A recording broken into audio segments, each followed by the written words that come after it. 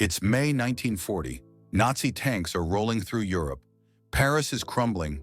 The British army is cornered in Dunkirk. And Britain is alone. But then, a voice on the radio, gritty, defiant. "We shall fight on the beaches." That voice? Winston Churchill, a man who drank too much, talked too loud, and became the symbol of resistance. Like this video if you believe words can change the world. Churchill wasn't always a hero. In fact, before World War II, he was seen as a washed-up politician, a relic of the past. He failed in Gallipoli, was hated by his party, and many thought he was finished. But when Hitler invaded Poland, everything changed. Suddenly, his warnings came true. The world needed a war leader, and Churchill? He was born for chaos. As bombs rained over London, Churchill walked the ruins with civilians. He refused to hide in bunkers. He looked people in the eye and said, "This is not the end. It is not even the beginning of the end. But it is perhaps the end of the beginning."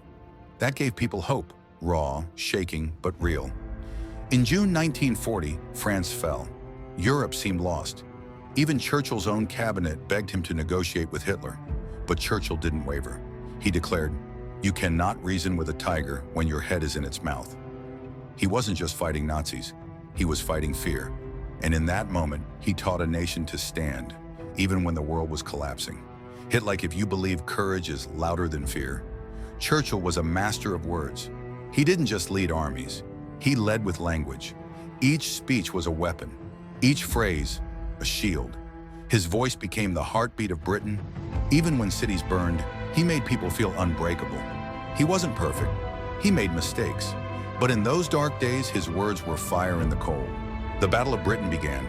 Thousands of planes swarmed the skies. Churchill watched from rooftops, cigar in hand. He knew, never in the field of human conflict was so much owed by so many to so few. He meant the pilots, the few who defended millions. And those words, they gave history its spine. But leadership came with a price. Churchill barely slept. He drank, he paced, he dictated speeches late into the night. He carried the weight of every lost soldier, every bombed town. Behind closed doors, he cried like a child. Because heroes, they bleed too. Comment, respect if you believe leadership means sacrifice.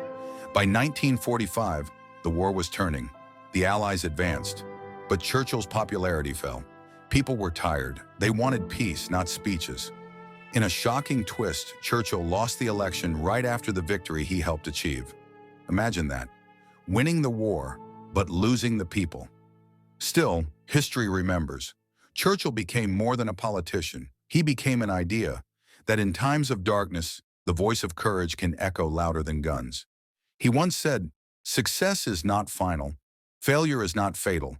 It is the courage to continue that counts." If you're still here, know this. Winston Churchill wasn't born to lead. He became a leader by walking through fire. He wasn't fearless, but he stood up despite fear. And that is leadership. Subscribe if you want more stories of resilience, power, and history's loudest voices. And remember, even in your darkest hour, your voice might light the way.